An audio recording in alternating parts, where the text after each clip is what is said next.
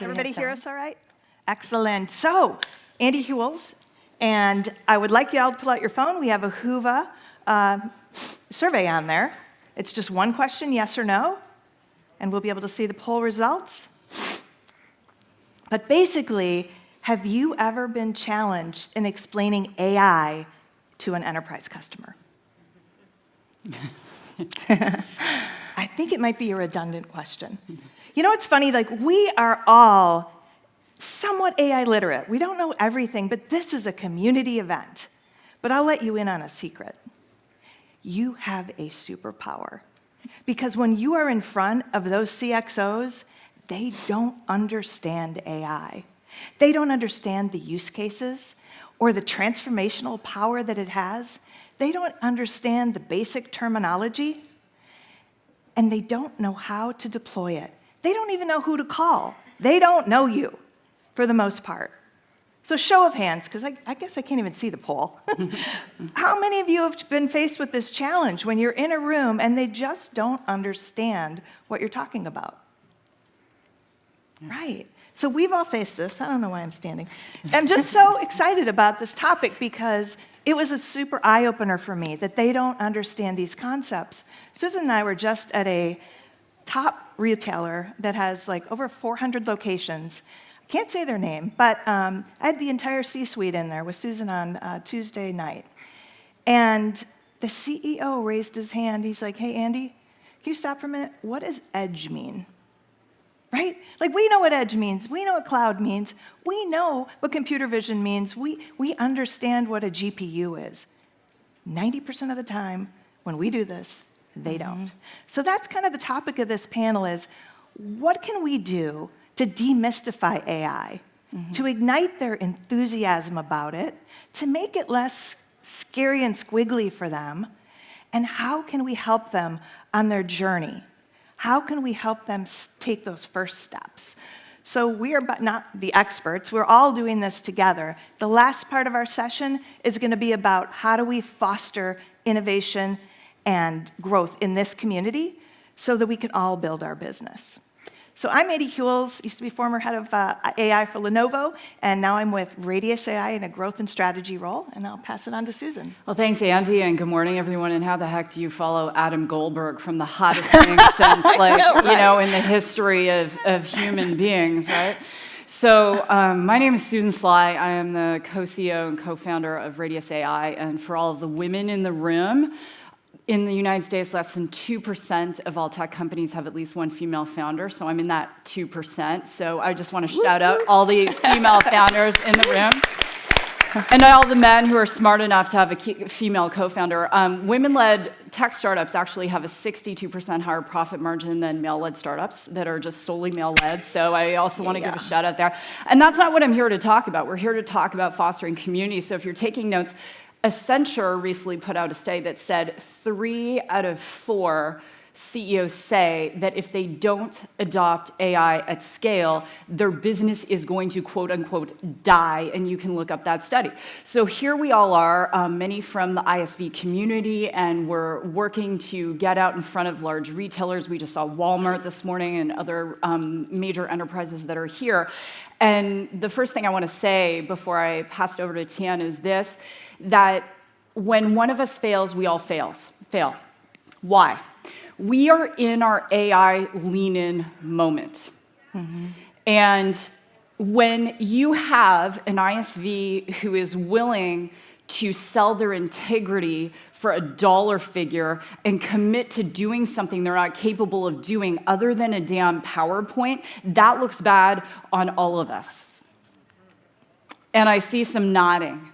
And I think what the big thing when we were meeting last night and talking about this concept of community and giving this community a voice is we all need to celebrate one another. We have to uplift one another. And the big thing is if we can't do something, we have to refer it because the whole world is watching and waiting for us to fail. 79% of Americans fear artificial intelligence, and we're all ambassadors in this community. So I want to pass it to you. Wow. Hi, everyone. My name's T. I am the Director of AI Services at WeLocalize. I work with large tech companies building data pipelines for some of the biggest applications you interact with today. But on top of that, I'm an educator in this space. I'm an advocate for teaching not just communities, but partnering with C-level executives to talk about the big topics in AI. I specialize in bringing C-levels together to discuss these topics at great scale. And the one thing that keeps coming up again and again when you get people in a room is they feel like they're not alone. And I think that's a really, really big topic that I want to touch on today is let's stop pretending we know everything and let's start saying, hey, I actually don't know what this means, or I don't know the best vendor for why. It's really, really important. The second part is referral, partnerships. I have never seen in the technology community a better time to start integrating with each other, partnering, doing joint pitches, coming in and joint solutioning with your customers. So that's a topic I would love to touch on today, because I think the more and more I hear C-level executives talk, the more they're open to multi-vendors coming in and coming together and blending technology solutions that actually drive impact. Yeah, so let's talk a little bit about this top-down directive. So much industry hype right now that you even see at CES in the keynotes that the CEOs are saying, our top 3 priorities are artificial intelligence, big data analytics, robotics, and they're retailers, right? They don't really know how to do this. So we frequently, our sweet spots are convenience, retail, and quick-serve restaurants. So we're talking to the biggest of these players all the time. And what I realized is I have to be really humble and move slowly and explain the concepts like I have this unique teaching opportunity, right? And it's the same with you. We have to inspire them, but we have to kind of take them on the journey pretty slowly. One of the largest QSRs in the world I've worked with, and I remember our first meeting, they're like, okay, we're going to try and do this in the drive-thru, this with AI in the back of the house. We're going to work with you guys in the front of the house. And I said, well, what are we doing with NVIDIA? And they're like, oh, we don't need a GPU. and I couldn't have that dumb stare I can with you guys, but I'm like, oh, I think we're going to need one, And I said, let me bring my friends in from NVIDIA, and sure enough, that's what we did. But this whole idea, like T touched on, we all need to go in together. Because when I was at Lenovo, we had an empty box. It was an Edge AI server. And inside that box needs to go the GPUs, right? But then also the secret sauce, which was somewhat like us, our ISVs. But if I just go in alone as an ISV and let them fend for themselves, they may love the Radius AI platform and want to deploy with us, but where are they going to get the rest of it? They don't know how to create a full stack solution. They don't even know how to pronounce NVIDIA, most of these folks, right?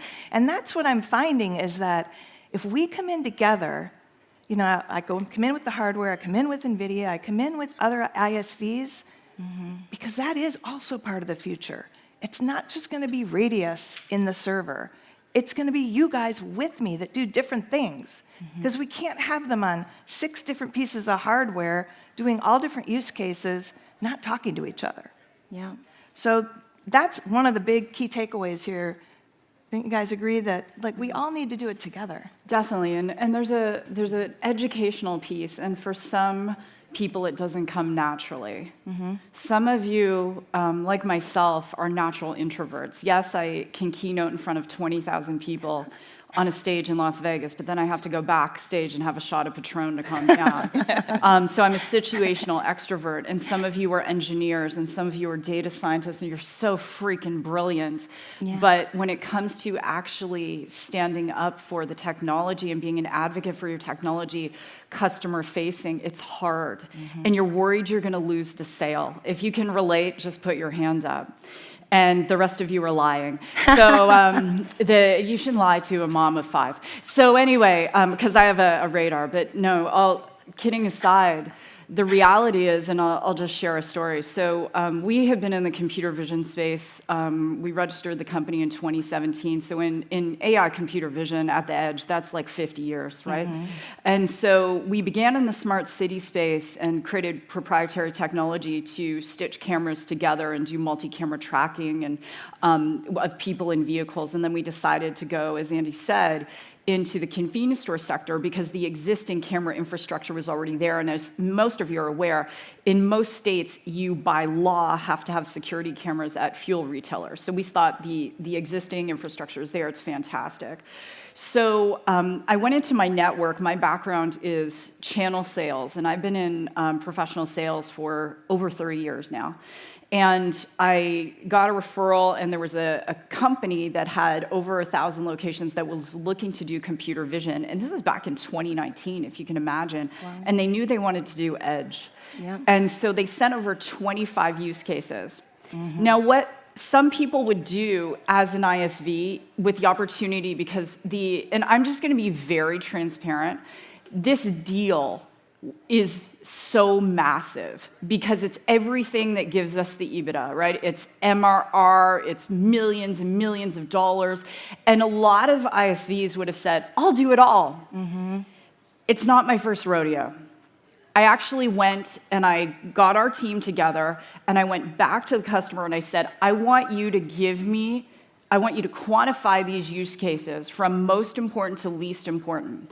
I want you to quantify them from need now to nice to have. And then I want you to pick the number one area of focus because, when you're talking about a retailer that has a lot, fuel pumps, and inside the store, no other ISV has scaled for lot, pumps, and store other than my company. And then I took my data science team and I took my engineers and I said, I want you to be brutally honest and I want you to color code this list. Yes, we can do it now. We could do it near future. We could do it long future, and we're not willing to do it. And then I got everyone together. And so we went in a bake-off. How many of you are familiar with the term bake-off? It's not the Great British Bake Off, love. I'm talking like you're going up against other ISVs. We went in a blind bake-off against two of the biggest technology companies in the world. Household names, maybe Adam said a couple of them in his speech. And we won for our accuracy. And we did a 10-location pilot, which turned into 15 locations.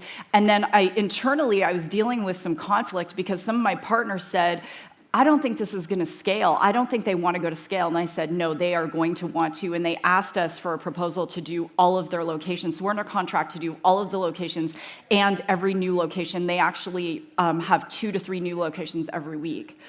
And the reason I share this story, as Andy so eloquently said, you have got to claim your power and educate the customer, and don't do it out of fear. They're gonna respect you more. If you start committing to things that you can only do on a PowerPoint, as I said, not only does it make you look bad, it makes all of us look bad. Ooh, yeah, I agree with that. And to riff on kind of the education point, if you're not prepared to educate your customers and to bring in partners to help educate your customers on the entire ecosystem, then you've already lost. One of my superpowers this year is knowing when to bring in partners, when to bring in people that are certainly a heck of a lot smarter than what we are at a certain component of that ecosystem. And we host these roundtable nights, we host educational nights for our customers to come along to learn. There is no selling, no pitch decks. Absolutely just come into the room as a C-level executive and learn from NVIDIAs and HPs and the Amazons and any other partner that we've partnered with that are part of our ecosystem. And look, to be honest, it was really hard for me to justify that to our marketing team when I was explaining we're bringing in potentially other consultancies to host these joint nights around education, because every marketing team wants an ROI, every sales leader wants to know that you've put them in Salesforce and you're converting them into a meeting. But what we've found this year is it's all about educating our customers, and then when they're ready to start scoping, it's helping them prevent scope creep. It's actually helping them navigate that ecosystem. And I think scope creep's a really, really important thing as well, which is we all have this long laundry list because a board member said AI can solve it all, but the reality is it can't, not yet. So that's a really That was a good point you both made. Like, really help them narrow down their use cases to the low-hanging fruit. And we have a rule at Radius that when we pilot, you can only do 4 to 5 use cases at a time. And touching on education, I call this a community event. Why? It's like intellectual mind candy. We're all learning from each other. We're all getting super hyped up. But 99% of the conferences that we go to, and we go to 25 a year, are industry conferences. Yeah. Go where they go to learn, right? So next week, what's next week for me? FS Tech, food service technology. You have every big quick serve restaurant brand tech leader going to that. The same exact week, GSX, all the security folks, right? Because computer vision is all about security. We can see everything and alert. So I would highly recommend, there's a lot of these that are great. Like, we love hanging out with each other, but we're building our community. We're not actually building our business, right? So definitely go. And then here's another trick that's really worked well for us. Always speak at these events. You guys are the thought leaders. You know way more than anyone at these industry conferences. Say to yourself, I'm not going unless I'm speaking because I'm a thought leader, right? And apply to speak. You have to do it months in advance. I never do that, Pete, but I'm sorry. Months in advance. And put a panel together. Don't just do it by yourself. Show the whole ecosystem, because they'll understand, oh, you need the hardware provider, you need NVIDIA, you need an ISV, and you're going to need that last mile integrator as well. So that's typically our panel, and then whoever sponsors us is up there as well. But it really makes the light go off for them, because we say, invite us all to your company, and we'll help you deploy AI, right? We get them excited about it, and then they flood the stage. So that would be another tip I'd give you. Definitely, and that is a great tip. Obviously go where the customers are. But you all are like, it was fun to be in that dim sum line last night. I maybe went twice, and it was delicious. But the tip I want to give you is, we all have a zone of genius, and mine, like Adam, happens to be sales and raising money. That makes me very popular.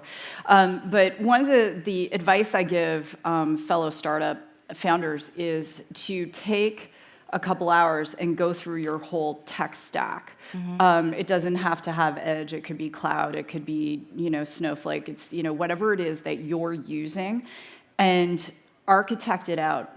And then I'm giving you, and I want you to hit me up on social and tell me you actually did this.